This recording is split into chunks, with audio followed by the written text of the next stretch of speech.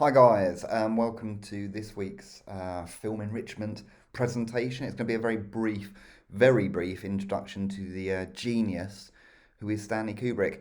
So Stanley Kubrick is one of my favourite directors, and really I am scratching the surface as far as talking about the great man today.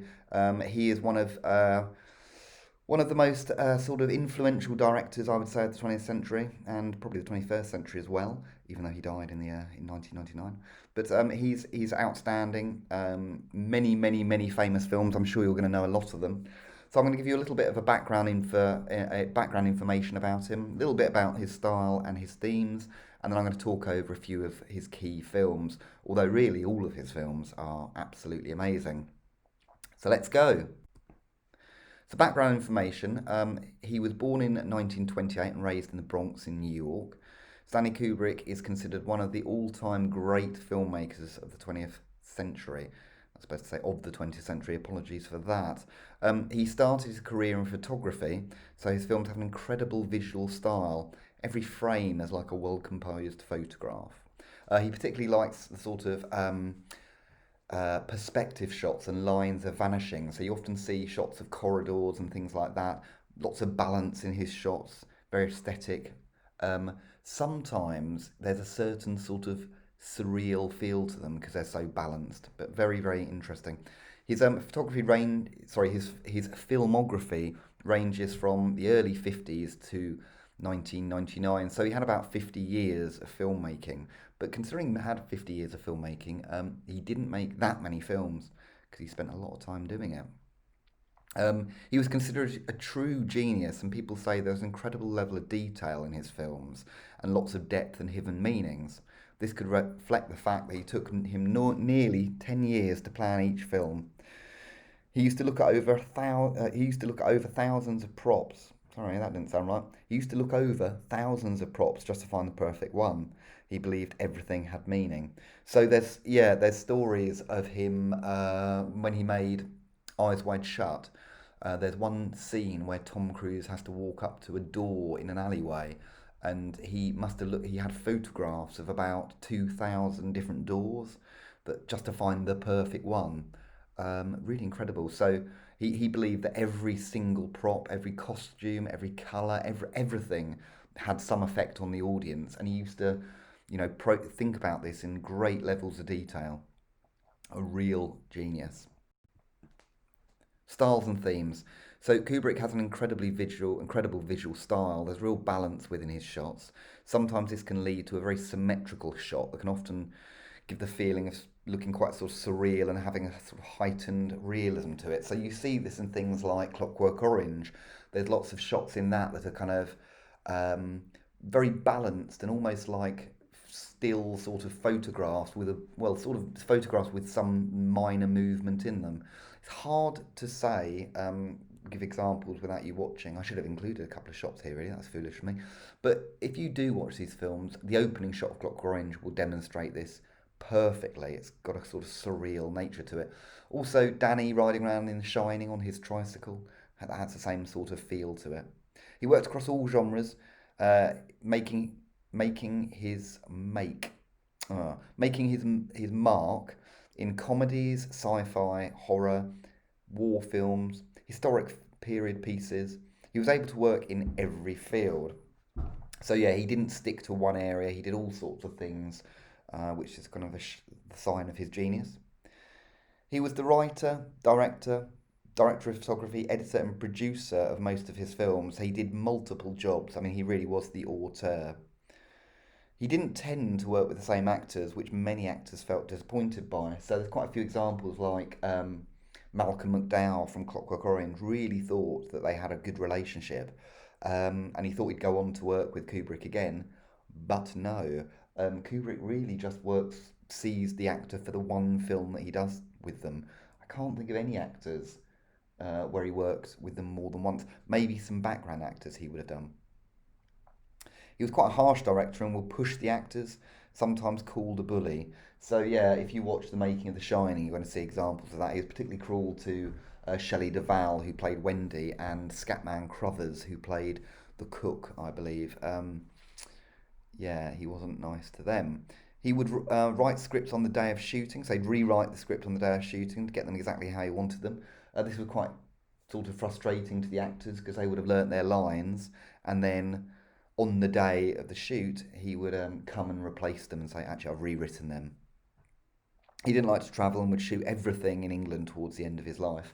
Yep, so even The Shining, which is filmed in, supposed to be set somewhere in, I'm not too sure where, Colorado probably. I mean, that's where the actual exterior of the house is, I think, Colorado. But the whole film was shot in Pinewood. Sorry, not Apocalypse Now. Full Metal Jacket, a Vietnam War film, was filmed in the London docks. So all of those shots, they're never in Vietnam. They're all up in London. Kind of incredible, really. The making of documentaries are incredibly revealing. Yeah, so there's a particularly good making of documentary about The Shining, which you get to see a lot of his process. So let's talk about some of the films that I particularly like. And as I said, you should watch as many of Kubrick's films as possible. So in 1964, he released Doctor Strangelove, or How I Learned to Stop Worrying and Love the Bomb. Pretty long, strange title. This is an example of a black comedy, a sort of satire that he wrote. It's about a crazy captain, a general of the U.S. Army, who goes insane and basically forces his platoon to launch nuclear missiles on Russia. Um, and this is obviously going to trigger Russia firing nuclear missiles back. So it's a kind of black comedy about what America and Russia are doing to try and solve this problem. Very dark, very funny. Lots of famous imagery came from this film. So whenever you see sort of the government sitting around having a meeting, you'll often see them sat around a big circular table. You see it in Transformers, you see it in Avengers, you see it in all sorts of action films. It originally came from this. It's the War Room from Doctor Strangelove. So check that out. Also, you might be familiar with images of a man riding a nuclear bomb as it sort of drops to Earth. Homer does it in The Simpsons. That's originally from this film as well. So 1968, we get 2001: A Space Odyssey. So a pretty amazing film. Long before Star Wars, we get the incredible special effects that are very similar to Star Wars. Blew people's minds. This is a very kind of trippy kind of film. It is a sci-fi film, but it's really out there. It's kind of in three different sections, I would say, this film. Um, I guess one of the main sections is there's a computer called HAL on the space station that the hero's on, the characters are on, and the computer becomes so clever that it sort of becomes self-aware and it becomes a danger to the people, the humans on board. It decides it wants to sort of kill them. So yeah, it's sort of about artificial intelligence, but the end sequence of the film is incredible and also, really mind scrambling. Definitely worth a watch. 1972, we get A Clockwork Orange, so a very famous film. This film was not banned in England, but people thought it was banned. It was actually Stanley Kubrick pulled it from release himself. When the film came out initially in cinemas, it caused a strange reaction in the British public. There was allegedly quite a lot of copycat crimes. Um, Now, I don't know if that's true or if it was just the media kind of creating um, hype, but Stanley Kubrick didn't like it. Particularly, he didn't like it because there is a scene where a writer gets attacked in his home by the gang, and Stanley Kubrick is a writer, and he lived in sort of in the countryside, a bit like the writer in Clockwork Orange, and supposedly he had a note put under his door by somebody that said, the Droogs are after you. The Droogs are the name of the gang from Clockwork Orange. So maybe Stanley Kubrick just thought, nope, England cannot have this film. They are just, there's something about this film that upsets them. So it wasn't released in England until after Stanley Kubrick died. It is, however, one of my favourite films. It's absolutely stunning, really quite a surreal feel to it. It's all about choice. Are you really good if you have the choice to be bad removed? Are you actually are you good if you can't choose to be bad and you just are good because that's all you can be? It's an interesting film. It's kind of a sci-fi gang film. set tomorrow. Brilliant, absolutely brilliant. Definitely worth a watch. The Shining, my favourite horror film, probably of all. Well, I don't know. Up there with The Exorcist. I think Psycho is probably my favourite if you count that as a horror. But The Shining is probably one of the most intelligent horror films ever made. Not liked by the author Stephen King because Stanley Kubrick changed it so much. I much prefer this to the book. A lot of people like the Stephen King book, but I think the ending's rather silly. I think The Shining is wonderful. So much going on in this film. There is a documentary called Room 237 that is definitely worth a watch, which is about all the theories surrounding this film. And while many of them are quite out there, and you think, I don't know about that, some of them are undeniably kind of true, and you kind of, you know, very interesting, especially the layout of the hotel. If you watch anything about that, any of the theories surrounding that. But The Shining is a truly scary, kind of, I guess, haunted house film. A family take over looking after a hotel while it's closed for the winter, and strange things happen. Really, very good. One of my favourites. So 7 years later, he released my favourite Vietnam film. And this is actually Stanley Kubrick's entire filmography here. So you can see that his first film was in 1951 and his last was in 1999. And he hasn't actually made that many in 50 years. He made 1, 2, 3, 4, 5, 6, 7, 8, 9, 10, 11, 12, 13, 14, 15, 16 films. 16 films in 50 years. So yeah, that's not too bad going. I mean, if you look, the early films came out quite quickly. So we've got two films in the first year. Then 2 years later, he had two more films. Then these are all his short films. His first major film came out in 1956, The Killing. A year later, Paths of Glory. 3 years later, Spartacus. 2 years after that, Lolita. 2 years after that, Doctor Strangelove. 4 years after that, we have 2001 Space Oddity. 3 years after that, A Clockwork Orange. 4 years after that, we have Barry Lyndon, which is the costume drama. I didn't mention that.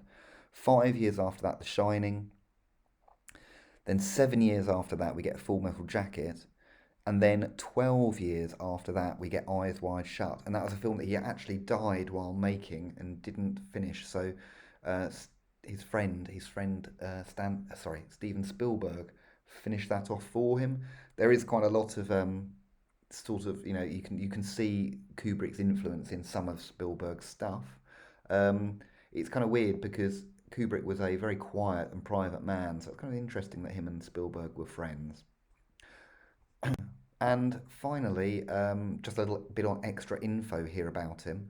There is a making of The Shining documentary, a very good one made by his daughter. She was on set while they were making The Shining. I believe that's on YouTube, so you can search that out, Making of The Shining. There's also a slightly harder to find documentary that was released, I think, on Channel 4. You might be able to find it on Vimeo. Um, I watched it recently, but it was quite hard to find. It's called Stanley's Boxes. I think it's Channel 4.